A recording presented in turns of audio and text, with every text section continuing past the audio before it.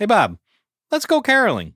Caroling? Christmas is months away. I know. They won't be expecting us. Maybe this time they'll open the door. Hello? Ugh. Unbelievable. The following podcast contains graphic descriptions of international celebrating and global merrymaking. It may not be suitable for angry or unhappy audience members. Listener discretion is advised. You've been warned. Have you ever seen any of those foreign films? I don't like them.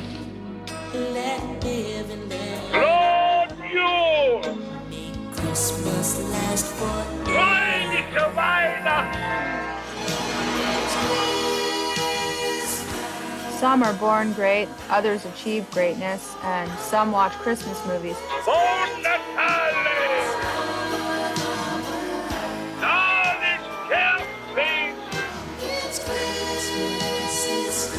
We are the wild and crazy guys. Well, they're both festive, aren't they? Joyeux Noel! And we are the festive foreign film fans. Hey, Mark. It is great to be here today. I am so excited about this movie. I can't even tell you. Oh, I didn't even sleep last night. That is exciting. I've never seen you like this. I am jacked to talk about this movie. You are. Look at that. We are off to a great start then. I'm excited because I'm glad that you are so upbeat, because what usually happens is we had our earlier episode at the beginning of the month, and this is what January does to me. I start off really excited because it's the new year and just coming off Christmas, and I'm so excited and all that. And as the weeks go by and the snow that was beautiful at Christmas is now slushy and dirty, and I got to shovel it, and I got to start pulling all my stuff together for taxes. And like when the kids were in college, you had to do the FAFSA, you had to fill that out. And I was like, oh, I hate this time of year. But the year still offers lots of exciting surprises ahead. I know that it does, although I'm not feeling it right now. But Mark, what about you? What are your expectations? What's on the horizon for Mark in 2024? Well, I know we talked about resolutions in our previous broadcast, but I would say it is exciting for a lot of reasons. Why, grandchildren and that we've talked about, but I think it's possible, maybe likely, could happen. Maybe I retire this year.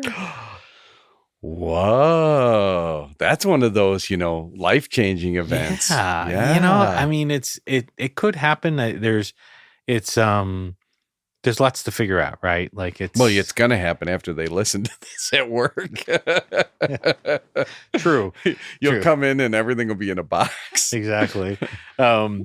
I think, although it makes it easier now. Like, I'm fired. Okay, I'm just gonna walk downstairs, come pick up my laptop. But yeah, I think it is exciting. It's lots to consider.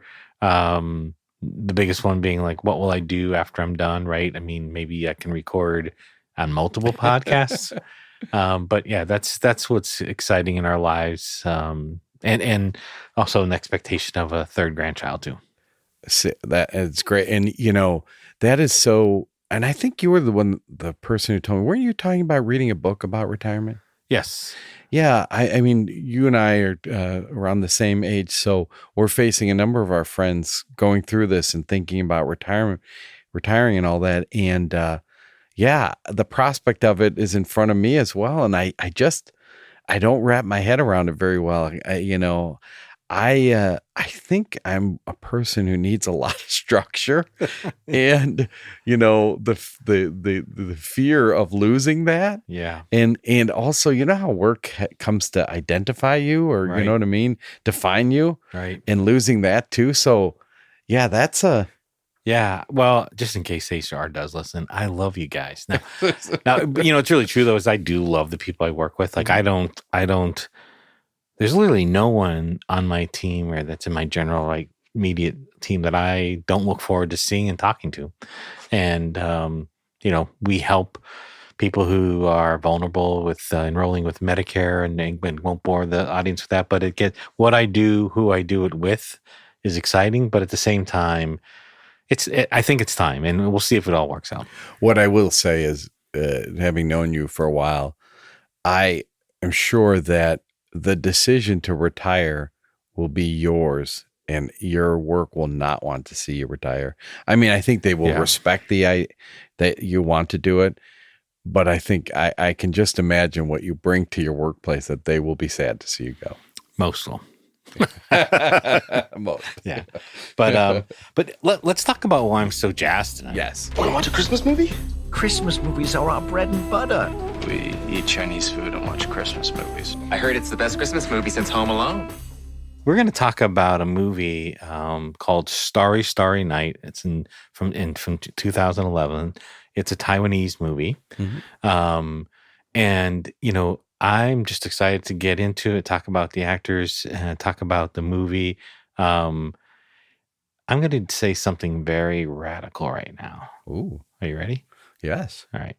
I think this is the best film we've reviewed on this podcast. Oh my gosh. And if you recall, when I first talked about this, I was afraid that maybe it was too young, or you know what I mean? Like, I think it would, like, is this a young adult film? I am so happy. Yeah. Because Mark, now I have to think about the best, but I will say, I think in our last show, we talked about what makes a good Christmas film. And I said that emotional resonance. This one gets me. Yeah. It really does. Yeah. And there's two main characters in this. The actress name is Shay Chow. She plays Shay Shin Mei. And I'll probably refer to her as May throughout the film, because that's how it's she's portrayed in the movie. But this actress was born in Ningbai, Zhejiang, China. She made her film debut in a sci-fi film called CJ7, where she played a boy and won the Hong Kong Film Award for Best New Performer. Wow. She's been in a number of films in her young career, but no English language films. So, again, doesn't surprise me that she was an award-winning actress. The young boy in this movie, his actor's name is Kui Men Lin. Mm-hmm. He plays the character Soja, but she refers to him as Jay, so it will be May and Jay. Yep. That we'll talk about in the movie. But he was born in Taipei, Taiwan. He was a third-degree black belt in Taekwondo and has won the National Taekwondo Championship. Wow. He was nominated for Best New Actor at Taipei Film Awards, the Asian Film Awards, and the Golden Horse Awards for his role in Starry Night. In fact, this film was nominated for 14 different awards in the Asian film arena, and they won 9. This film won 3 rather. He's also been in a number of movies and TV series, but has not appeared in an English language film. Mark, had you ever heard of this film before? So, I heard of the story. So I thought I had seen the movie, but as I was sort of watching this and researching it, it was really the book, and the book was also on some recommendation lists for young adults to read. Uh-huh. So that's where I was familiar with the name, but I had not seen the film before. No, because, hearing what you just described to me and the awards that it won and the fact that he won so many awards, I'm thinking, I had never heard of this film. I had never had. It's a great movie. I think it's that emotional, but I think as I go through this, I'll tell you that I connected this movie for a couple of reasons. One was a good movie, and there's also a part about a grandfather, which I'll get into, which the grandfather part, I had to stop the movie. I know. I had to stop the movie. I thought maybe you would, because it got me. It killed me. Yeah. But let's talk about the movie. So the film starts with May. She actually lives with her grandparents in the mountains. As the movie opens, she relocates into the city with her mom and dad, but finds sort of the whole inner city thing to be cold and distant. Her mom and dad are having marital problems. Mm-hmm. the mom's a little bit focused on her career. The dad's sort of trying to focus on making the relationship work. And so May's sort of left out in the cold. And so she really longs for and misses that simple, beautiful life that she lived in the rural areas of Taiwan with her grandparents. And it was a little painful to watch her parents, the deterioration of their relationship. They're just, talking past each other. I mean, it seems like the husband is trying to make it work. The wife is really focused on her career.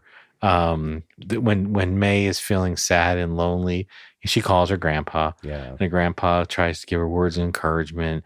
Her grandpa is a woodworker who makes her different pieces of wood and just the little things. And there's a scene in her room where you see all these different things he's made. But there's obviously this really strong connection. And it made me think like, oh my God, I have that strong connection with Jackson and Lena and player to be named later. And what will that mean for me? What will it mean for them? Because it's part of it's that passing on, right? Because I won't live forever. Right. But I want to live long enough to have an impact on their life. So, and he's the only bright spot in her life. The only bright spot. Yeah. I mean, he listens to her. Yeah. He nurtures her, gives her advice, right? Tries to sort of coach her through her parents' marital issues. And she's in 7th grade, right? And so think about this as a pre-teen, 12, 13-year-old girl. Well, one day she's sort of looking out her window and she hears, you're familiar with the recorders. Remember our kids had to learn how to play recorders? Yeah. So you hear this recorder music happening and she sort of looks out her window and she sees this boy across the way, across her window. And she's like, wow, that's really kind of interesting, right? That sounds really, really pretty. So, of course, she goes to school the next day. And the teacher said, hey, there's a new student. And guess who it is? It's Jay. Yes. Right. So the boy she saw across and she's like, wow, that's pretty neat that I'm going to meet this boy. But the initial relationship they have, she doesn't really like him, thinks he's kind of cocky, thinks he's overconfident, right? He's coming into this new school. And, she probably has the perception he should be sort of more reserved and laid back, but again, more than likely he's just overcompensating, right? Because his life isn't all that great either, right? We find as the movie goes on that he is with his mom, just the two of them. They're running away from an abusive relationship that she has with her husband, Jay's dad, and so he's not in the great spot either.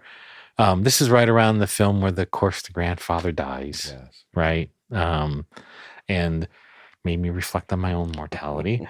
But, it also it's a horrible time for May, right? Because that was the only bright spot she had. Her parents, she can't turn to her parents. She can't turn to anybody. But then she discovers with Jay that they both have a love of art. Yes. And there's a big school competition that's going to happen. And so they start to work together, sort of start to pal around with one another a little bit. And they develop this beautiful display inside the classroom for their room, right? To sort of compete in this big art competition. Of course, the bullies and the kids who are jealous of probably their relationship, jealous of their skills, come in and they tear it all down. And his talent. I think and his talent. Yeah, his talent. Yeah. Sure. And again, he is kind of cocky, but he's kind of got game to back it up. Yes. And so a big fight occurs, right? And he doesn't back down. You're sort of used to that. This is what, again, I love about the movie is, the kid who's supposed to, being the bully, who's the bigger kid, tears it down, and Jay don't take no crap. Jay goes in walls. Yeah, right? Yes, exactly. Not that I condone violence, but it's sort of a different thing you would expect to see. But with that though, is sort of then the falling out. The mom comes in and says, "Look, we're out of here. Yeah. We're moving away.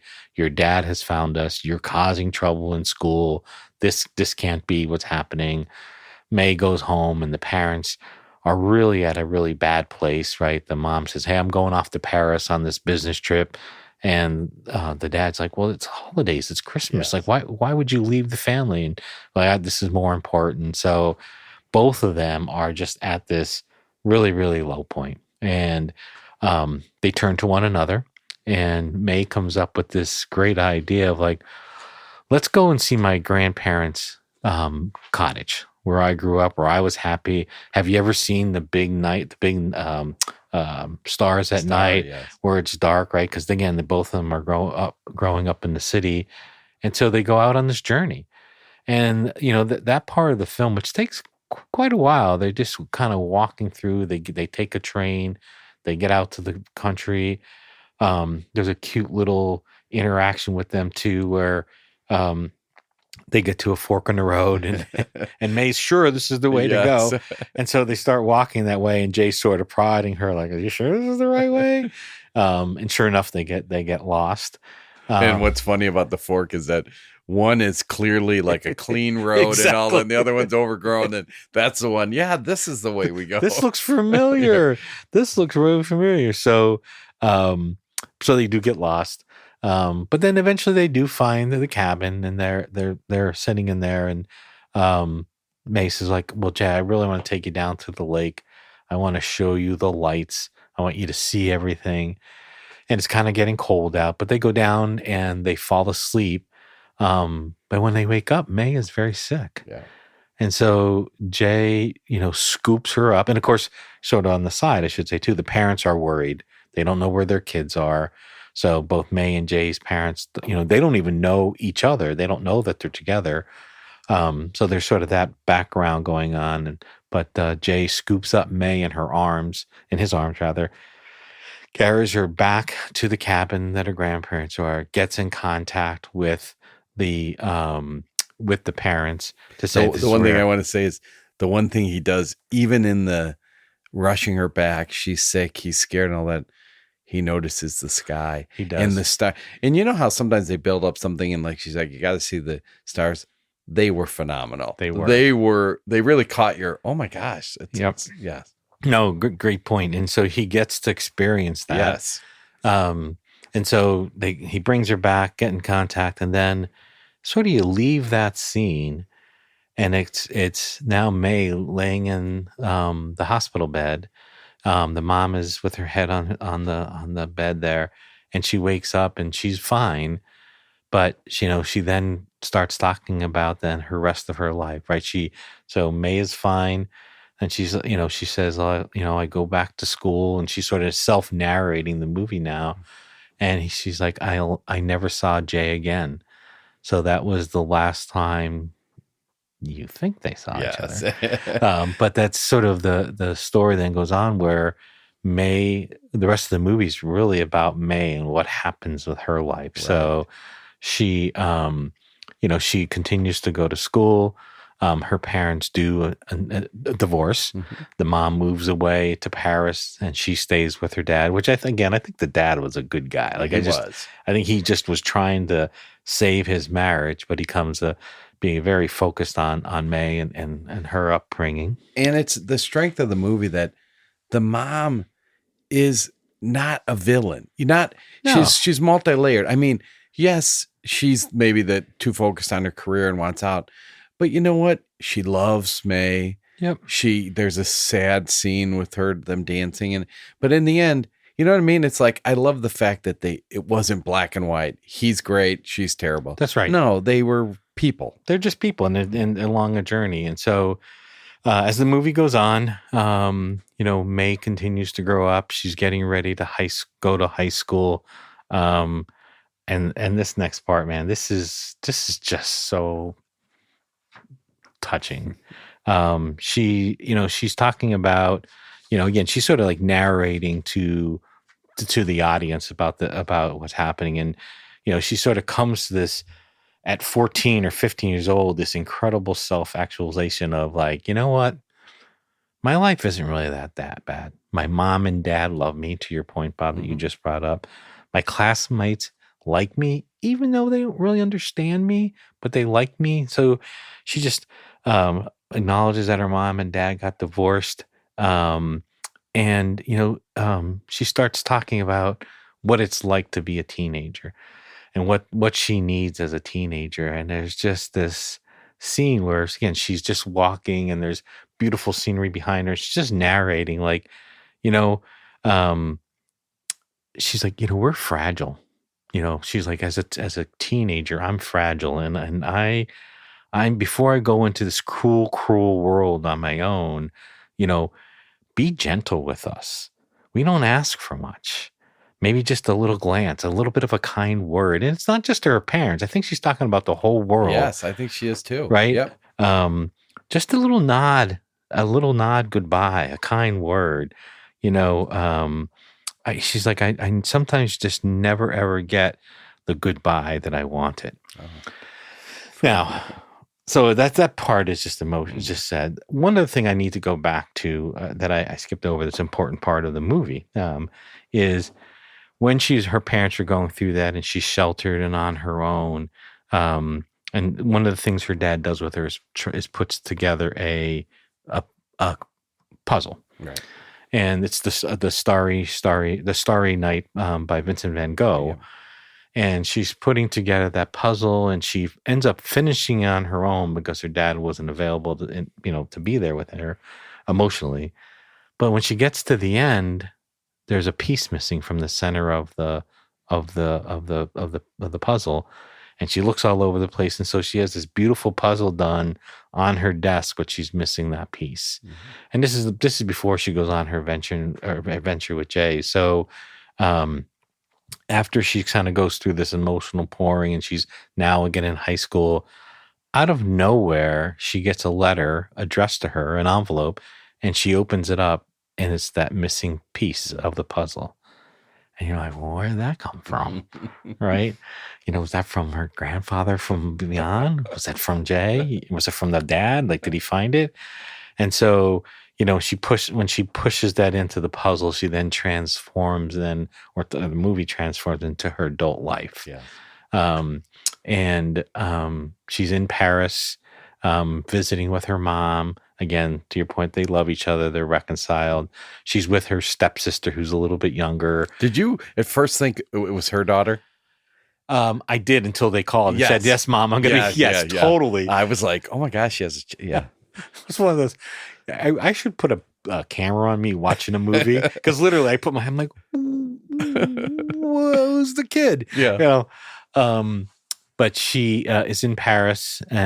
She's with her stepsister. It's Christmas Eve, right? A lot of Christmas things going on in the background. She's like, yeah, Mom, we'll be home shortly. Just walking down the street, walking down the shops. And so then is walking down the street, and she sort of stops in front of the store. It's like kind of an artistic store. And she goes in, and she's looking at all these pieces of, I don't know if you've ever seen puzzles that are laminated and then they're made into pictures. Oh, yeah, yeah. So it's a store that really, there's a lot of those pictures. But then the one thing she notices about every single picture is that the middle piece is missing. Yes. And the film ends with, I'm not going to tell you. But the film doesn't really tell you either. It doesn't. Yeah. No, which is... It really doesn't. It leaves... Again, it's one of those films where at the end, which I just love, is you're sort of... Like, you think you know what happened. You think that she's probably found Jay. But it's just... like I said, I thought it was an incredible, emotional roller coaster. And really well done. Really well. I mean, you had I think two young actors who did a phenomenal job in portraying. And I also liked about it too is the relationship they built on, and how the relationship is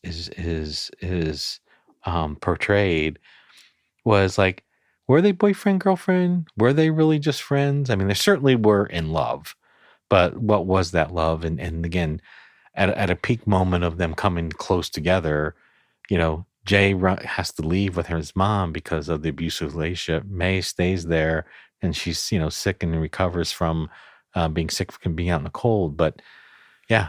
I mean, if you think about it, they inverted a lot of conventions. Yep. Like he's artistic, but he's tough. Yeah. He fought off the bullies, right?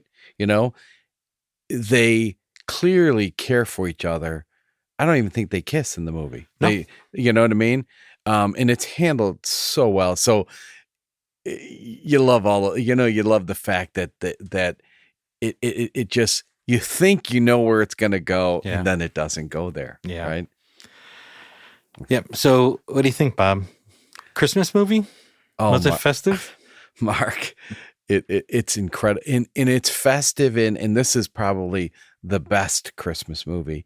It's festive in its content. Yeah. The content itself carries that message of, now there's several scenes where Christmas is involved in it, and we probably didn't even say there's some fantasy elements of it too that add to it that are really interesting as well. But I would say hands down, so festive to me.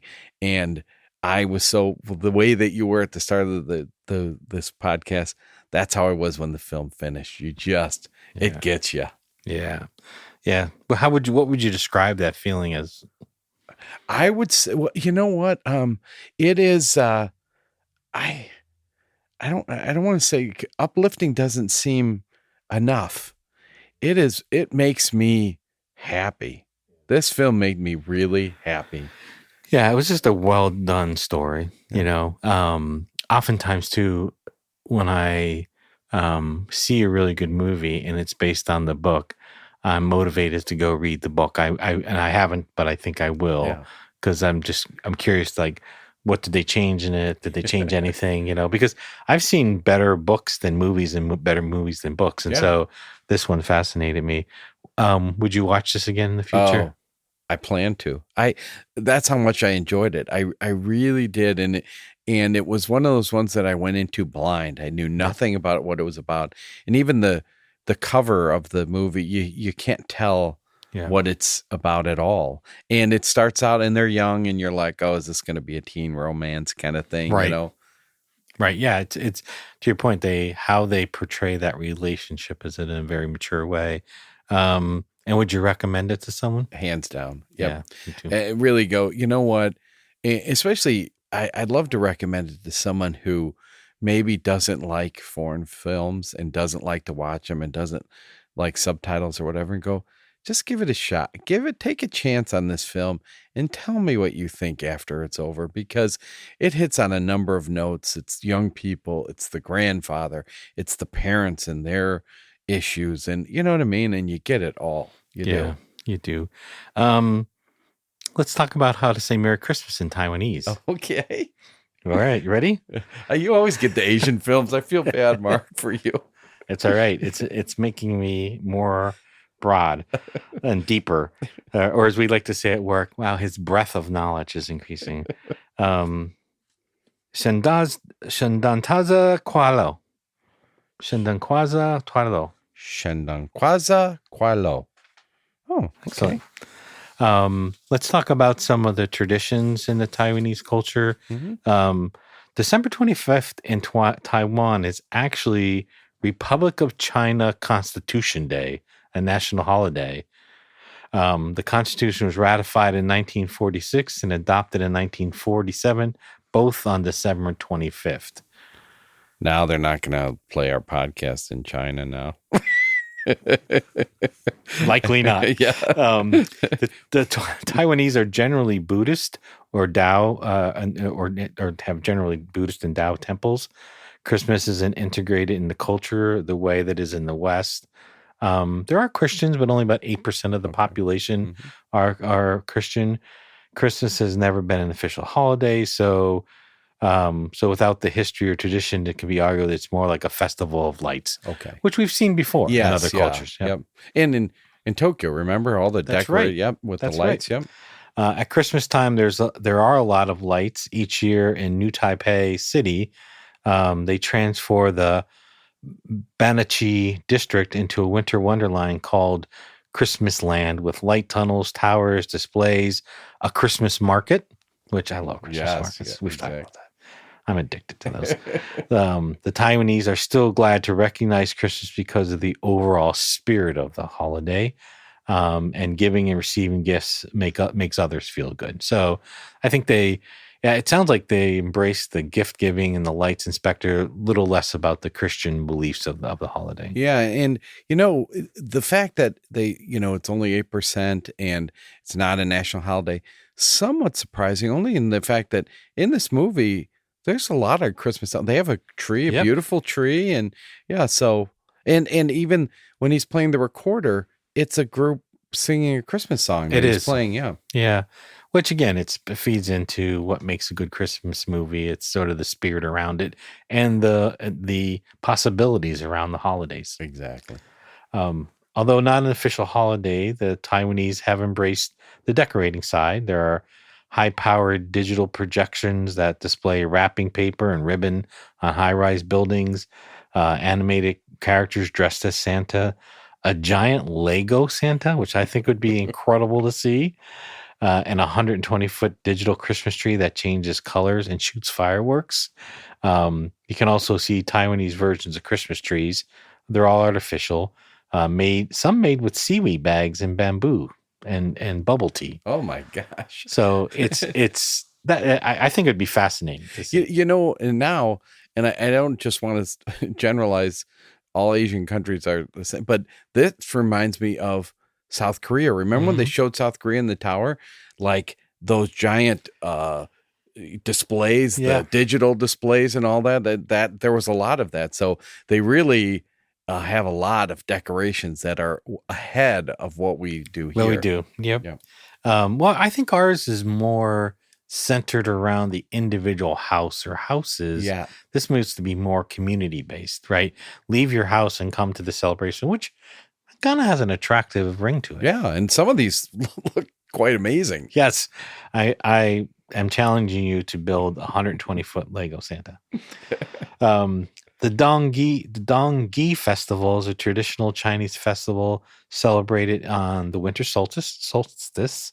The Taiwanese will eat glutinous rice, and that's sticky rice. I honestly, I had to look that up to make sure I understood what that was, and they actually take that rice and they will form it into different shapes: chickens, ducks, tortoises, pig, cows, sheep. Oh, wow! Yeah, and steam it in a pot. There's also again, I love food.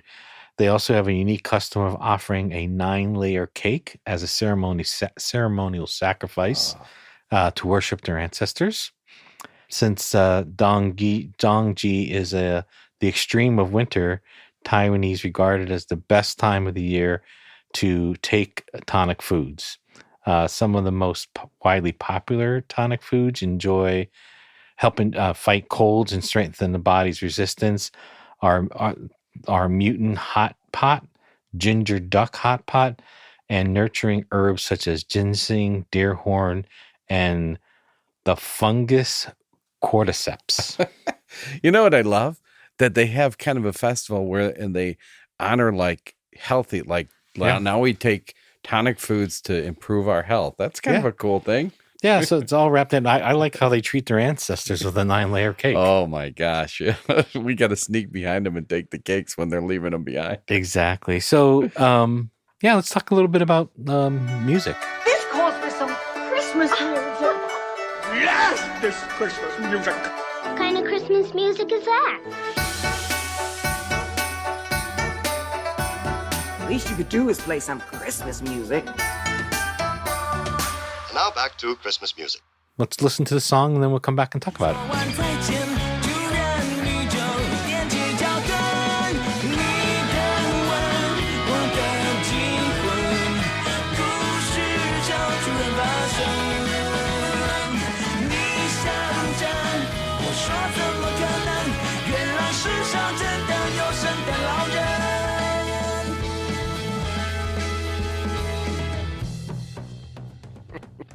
It's like a mosh pit in here. Well, did you know that the beginning of that song, that's what they play for Friends? What? No, I made that up. But if you I'm still reeling from the chest bump you did to me in the mosh pit. and the glutinous rice that I formed into a ball and hit you in the head with. No, it just reminded me of that. The first time I heard that, wait, is that Friends? But that actually, the name of the song is The Nightmare Before Christmas. and is by a Taiwanese rock band called Mayday. That does not sound like The Nightmare Before Christmas. Well, wait, well, exactly. Yeah, Tim Burton. They released this album in 1999, and they've been called the Beatles of the Chinese-speaking world. Wow! And actually, if you look at the video, we'll put it out there. I get a little bit, maybe looks-wise, but the song was released in 2004, and it has nothing to do with the movie The Night Before Christmas.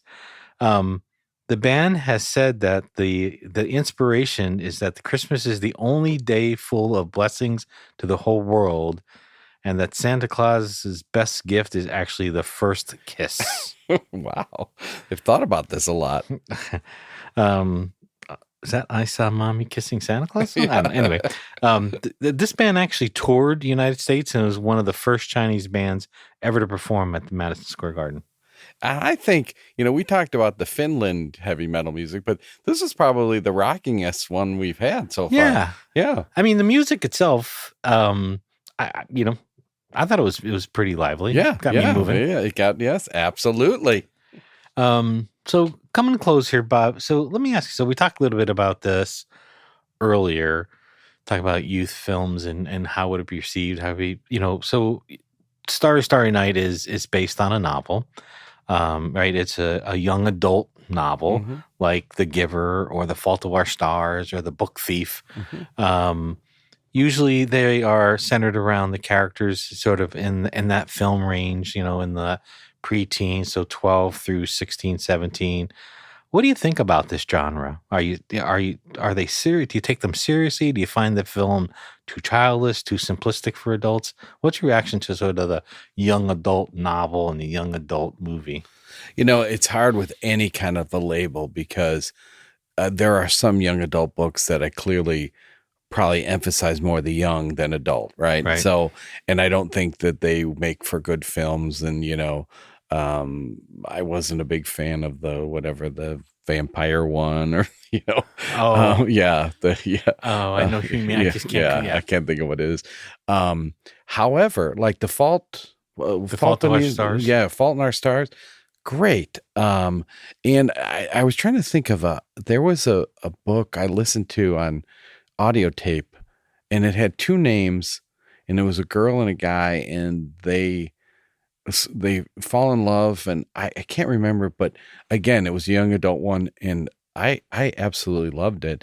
And I actually even there's a movie or there's a book too, a young adult book, and it's terrible. This is a part of why I should probably retire because I can't remember anything, but it's about this girl and this guy who meet in the bookshop in New York, and she writes notes and put it in the book, and they have this relationship where they keep putting books in the note before they essentially fall in love before they meet each other. I forget what that's called, but that was a great one. That's too. Interesting. I'm not familiar with that. I was at first going to say Romeo and Juliet, but I think I agree with you. And I think it's, as an adult, understanding what youth are reading and understanding and being influenced by is important. Is there any books you've read as a young adult, as an adult, than maybe as an older adult? Like, is there a book that you've read multiple times at different ages and had a different reaction to? I don't know if I've had a different reaction, but I've read it a couple times as, when I was young and as I was growing up. And it's by S.E. Hinton, who did The Outsiders, but it's not The Outsiders. It's a book called That Was Then, This Is Now. Mm-hmm. And in that book, and it takes place like 70s, and it's two brothers who are adopted brothers. And really, I mean, it deals with race issues, drug issues, and it's, every time I read it, it gets it's impactful. You know what I mean? Because, I mean, there is a scene where these white guys are kind of picking on and attacking this black woman. He takes her, brings her home, and the black guys are saying, "Hey, are you okay? Are you okay?" And she's like, "Beat him up." And they do. And he's in the hospital, and people are like, "Do you want us to go back and beat him up?" And he's very understanding. He goes, I get it. I get why, you know Yeah. what I mean? And you read that and it's really an interesting, and you kind of feel for him, you feel for her. Yeah. It's such an interesting display of race relations and everything. And that book now is what, I don't know, 50 years old, and I can read it and it's Still matters. relevant to today. Yeah. No, I agree. I for our listeners out there, I think, going back to our recommendation, I think this would be a great movie to watch with a young adult and get their reaction to it as well. I think it'd be a great conversation to say, listen, let them react to it first and then provide your perspective on it. But I highly recommend this movie to anyone, especially, again, if you have a young adult in your life. And I was thinking family too. Yeah. Get around and the whole family to. Yeah, it's a good one. Well, we're getting near time. The quote I want to leave us with tonight is that this Christmas expresses your gratitude. Welcome a stranger, glad in the heart of a child, take pleasure in the beauty and wonder of the earth, speak your love, and then speak it once again. So trying to pick up on May's instructions to all of us. But that's by Howard Hunter. Mark, that is perfect for this film. It's such a great sentiment and really wraps up. The only thing, just a thought I want to say, are you going to carve a blue elephant for the new grandchild? I will go on Amazon and see if I can find a blue elephant. But wouldn't that be great to have that hand? God, I don't have that He skill. was incredible. Yeah, grandpa's rule, or as Jackson would say, beepa. Yeah. Well, Mark, this has been incredible fun. Yeah, Thank you. great movie. And again, I hope our fans listen. Send us your feedback. Give us reviews if you have the same or different perspective on the movies. Share it with us because it'll just make us better. And look forward to talking in the next show. And I hope you're watching these. I hope you go out and find them. You can find these movies. Find them and watch them. Actually, we're done. Done. It's over. It's over. It's over, kaput, finito. It's over. It's over. It's over. This has been a Way Sound Studio production. And sound engineering on our show is by Jake Fontana.